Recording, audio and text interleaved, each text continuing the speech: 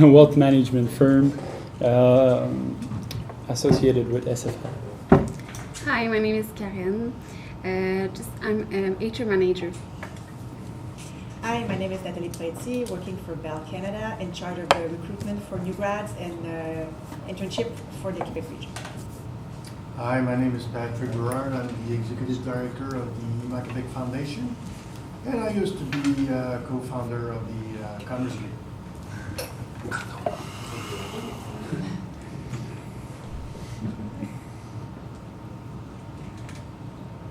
In today's ever-changing business world, innovation is more important than ever. That's why our team, which consists of myself, Hannah, François Xavier, FX, and Willing, after completing our business expertise, went on to SFL's the training program to become entrepreneurs and present to you our new entrepreneurial venture. So now, for those of you who weren't here for our original presentation, FX will give you a brief recap of our product and journey so far. Thank you very much, Anna. So, who is ENA and what we do? E&E is a diverse and experienced team. We have a very various background, and we offer various expertise in accounting, financial, technology, and business development. So we're really well tailored to approach any kind of situation. What makes us unique is really our hybrid robo-advising approach. What we mean by that is that we're using the advantages that AI brings to the table by bringing us optimized solutions based on the client's needs and the client data that he provides to us. And also, since it's a hybrid, we bring in the human contact that's really required in this type of industry. Lastly, our approach is really long-lasting. It's based on relationship, and we really want to grow with our clients and become one with them and really help them guide them through the journey. So, after our training, we looked at the whole business and the opportunities that were presented to us to go into a specific market. So first, we established that millennials were really a big opportunity for us because in the next 15 years, over half of the retail assets will be held by the millennials. There's a big transfer of assets and funds that will be trickling down to those generations. So we believe that's a good opportunity for us as millennials. After that, we established that technology is one of the best performing sector, is the fastest growing sector in the economy, and it's one that's really driving the force in the investment sector, especially that Canada is also at the forefront of really the technological advancement, especially in Montreal with the AI, it's pretty much AI capital in Canada. So that's really an opportunity that we wanted to seize. In terms of competition, we saw also that the company really has a lot of competition, especially with Industrial Alliance, the merger of all this wealth. They're really providing some of the same services that your firm is offering, so we believe that we can do something different to really improve our market share and beat them once and for all. And lastly, there's a shift toward AI-based investment, as I mentioned, with things such as Wealth Simple, which is really gaining momentum, is really growing, so we think there's something to do with that regard. So what do we do different? What is exactly what we're doing, and what are our services? So what we're going to do is we're going to develop a proprietary system that is going to be acting in 3 distinct phases. The first phase is the initial contact and data collection. So how it's going to work is going to be a web-based app on which the new client is going to enter and then put in his personal data from his financial, his personal family, estate, and things of that nature. And once that data is imputed into our system, then the AI determines the optimal solution from a tax perspective, from an organizational structure perspective, from an investment perspective. So it really gives a whole package for that investment. Once the report is created and those advices are made and the optimal solution based on these information is found, it's sent down to the advisor, who then meets the client with that business plan and really tailors it to the actual necessity, the actual situation of the client when he meets him face to face. So it's really a tailored approach, but since we're saving time by having a standardized and AI-based approach, we can really focus on that business relationship, which is really important. And lastly, the third step is continuous assessment. The client can always input new information to the system, and it automatically pops up on the advisor's center, so he can make adjustment and call his client, hey, maybe this product is not right for you, maybe I can interest you in this new product since your situation has changed. So thank you very much for your funding. We asked for $125,000 and you guys came through with $118,125. So we're really happy for that. So let's see what we can do with that one. All right, so first, let me lead you through the selection of our firm's location. Currently, we've decided to base our firm in Montreal. First of all, Montreal is one of the largest demographic weight in terms of the Quebec province. It has a 23% weight of the population and also has one of the highest population growth at almost 12%. Second is, as my colleague FX mentioned, Montreal is the AI, technology, and entrepreneurial hub of Canada.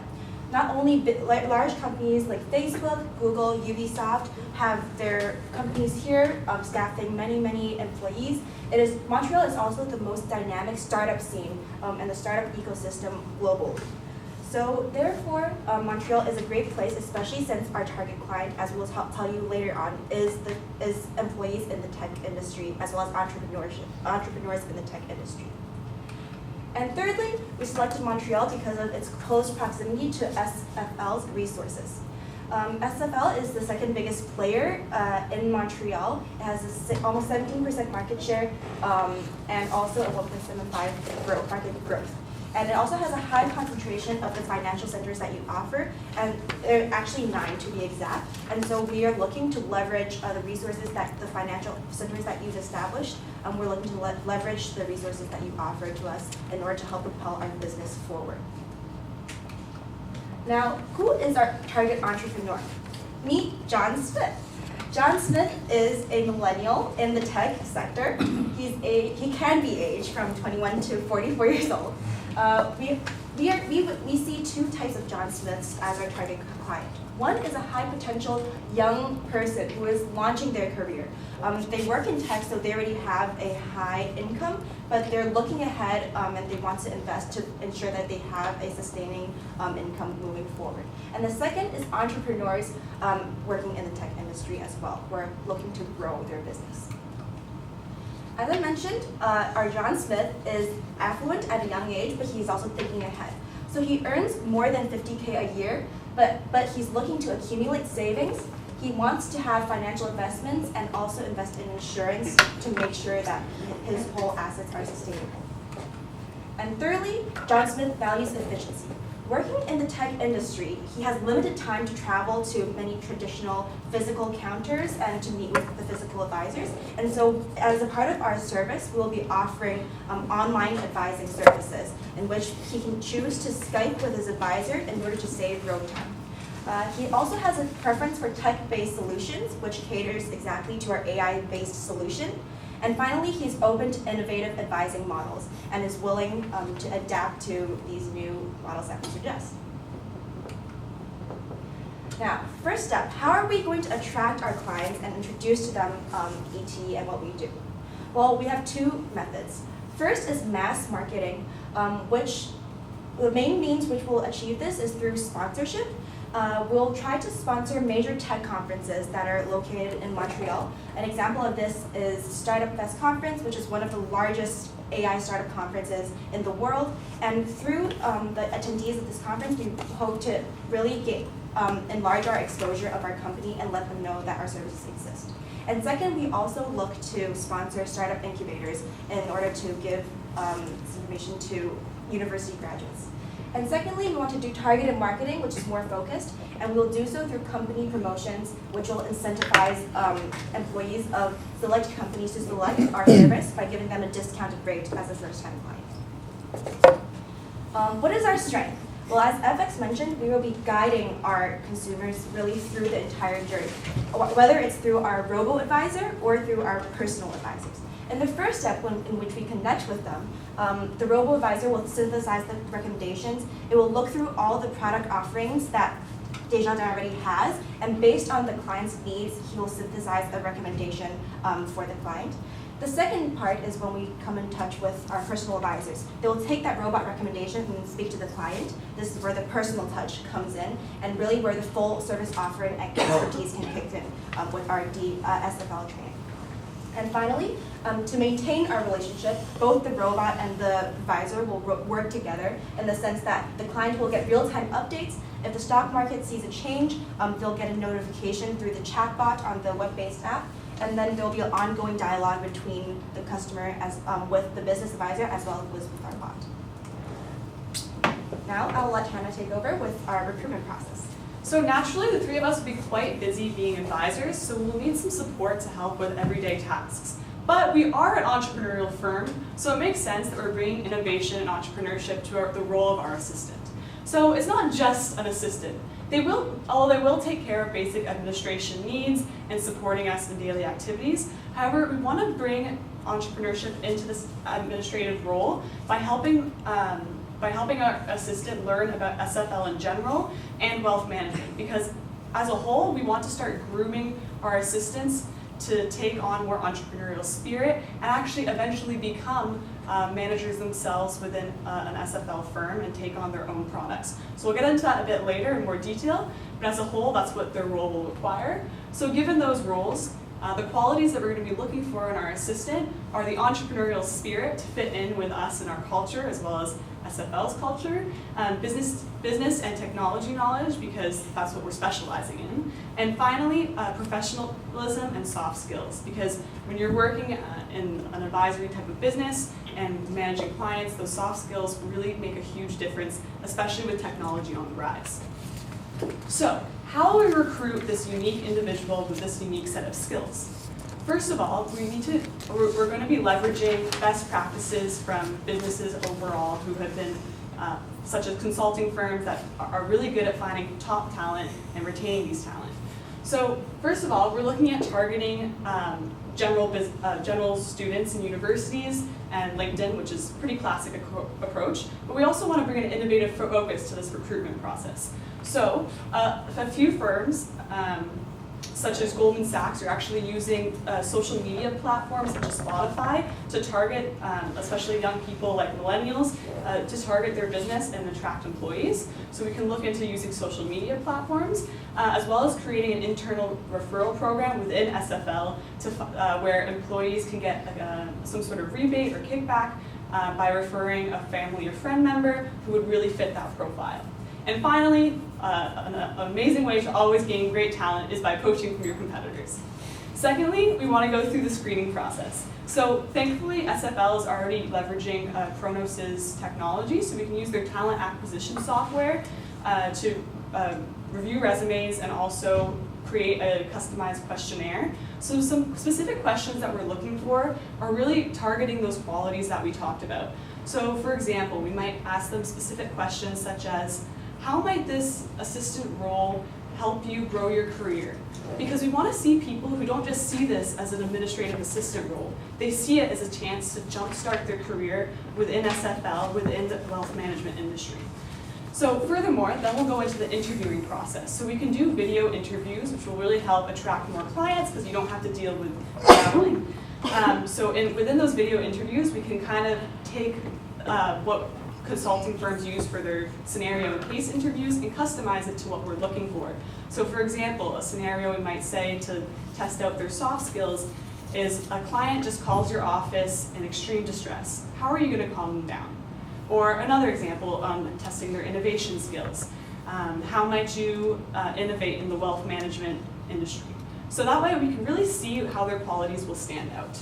And finally, we want to go through the employment contract by giving them non-financial benefits, such as the SFL training programs as their administrative, and then we can keep pipelining future candidates to replace our administrator as we move on. So just in general, this is a mutually beneficial situation for us and for the administrative assistant, because we can solve the succession enigma that SFL is struggling with by scaling this opportunity across SFL and using this administration role across the company as well. The administration gets chances for growth, and we get high quality talent. Finally, we want to develop our skills because we need to stay relevant with technology and as advising. So over in the 2 years as advisors, we want to keep up to date on new technologies, develop our sales and business development, and also our analytical skills with different softwares. So we can do that through different e-learning programs such as LinkedIn Learning, and as well as the training that SFL is offering. And the assistant, as we talked about, they really want to be efficient. They're going to start building their networks and gaining the SFL knowledge. Okay, so let's now discuss how we're going to finance this and if it's financially feasible. So first, looking at the constant that we wanted to establish before we dive into the projections, we did some basic work and found that the average money that could be managed by a professional for a worker in the tech environment would be around $45,000 a year, and for an owner that would be $100,000 per year. We established management fees of 1.75% and 1.25% on those amounts per year. We took those amounts in consideration that we're offering them a whole package, tax, company structure, and all those different things. So now the initial investment that you kindly provided us with 118,125. The initial investment, we're going to spend it on the app because it's going to be an app that's going to be extensive, that's going to have a lot of components in it. So we established that a reasonable amount would be $75,000 to develop this app. Apart from that, another initial investment that we thought we could incur would be leasehold improvement for an office that we could have to meet some clients and get prospective clients in. So that leaves us with remaining funds of $28,000. So from that, we projected a client base. The client base for 2019, upon our research, we thought that it would be reasonable to believe that we could attract over 110 workers and over around 35 owners for total revenues, as you can see. And in 2020, we could grow that even further by streamlining our process and really getting the word to mouth and getting the network effect kicking in. So from there, from 2019, as you can see, there's red at the bottom, but it's not too alarming because as you can see, the revenues are fairly high and the expenses are pretty reasonable. However, since it's negative, it's not a concern because we still have leftover funds from the initial investment. But once we kick in, once things starts to kick in and we really get the network effect and clients coming in, it's going to be easier for us to turn them into profits. In the second year, based on the estimate that we did, we could see profits of $87,000, considering also the loan repayment. So overall, it's a profitable business venture in the short term, and we believe it will be so in the long term. So, key takeaways. The first thing is, one thing to remember is we are a hybrid advising structure. We blend the robo-advisor with the expertise of our human advisors, and we maximize both of their qualities. Second is, through our human resources program, we're going to develop top talent and retain them within our company. And finally, we are a firm, E&E, which stands for Entrepreneurs for Entrepreneurs. We, as entrepreneurs ourselves, understand our customers and their needs and their spirit best. Now, thank you very much for listening to our presentation and staying true to the entrepreneurial spirit. Let's grow our businesses together. And yeah, thank you very much, and we open it up to questions.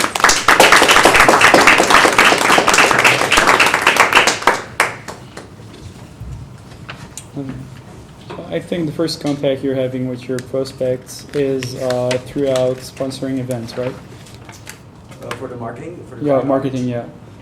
So prospect acquisition is going to be through sponsoring events, right? Sponsoring events, Yep. and as well as through target companies.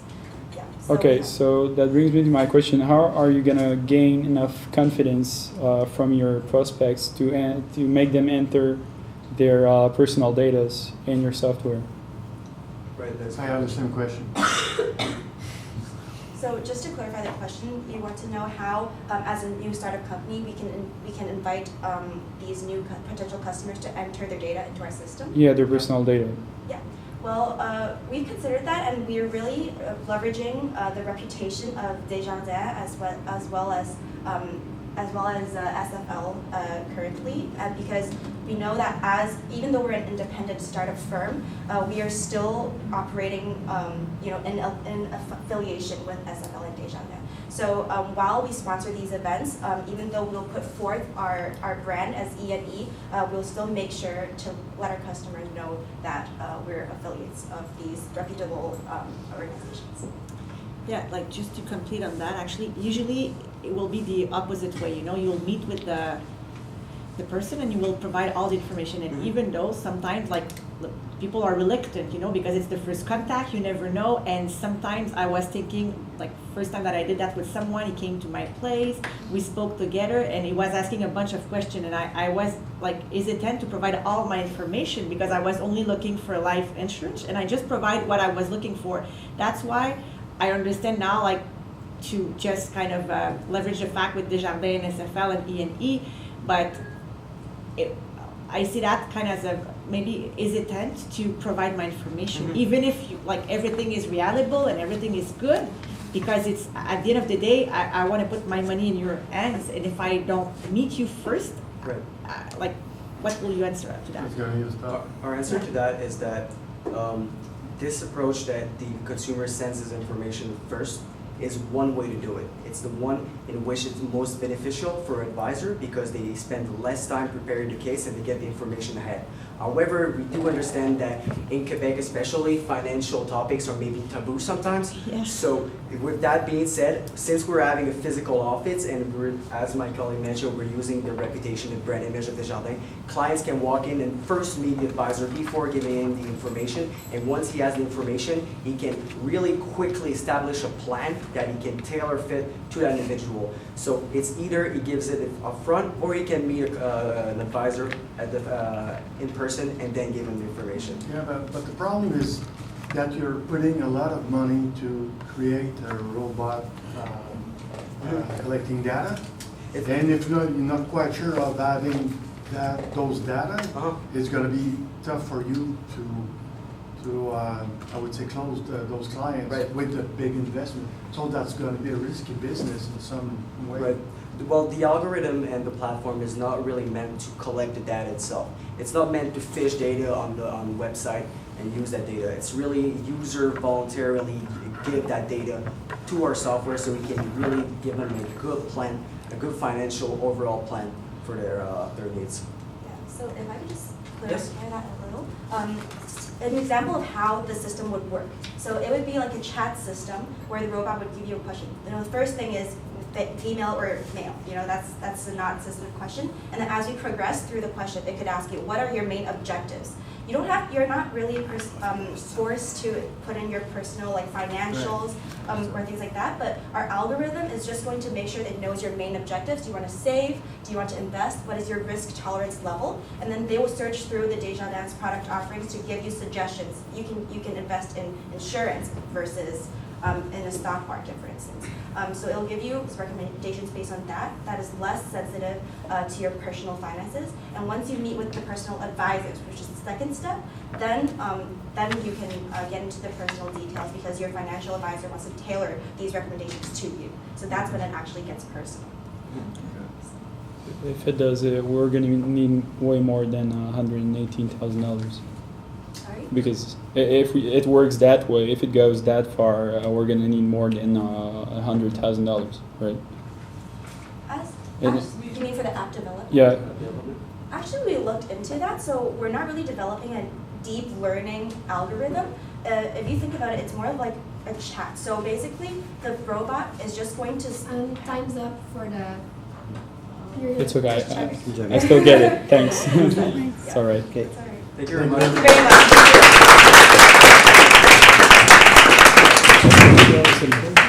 Je vois celui. Thank you. Ouais, good job. Thank you. Good job. Great job. Thank you. Thank you. C'est pas mal.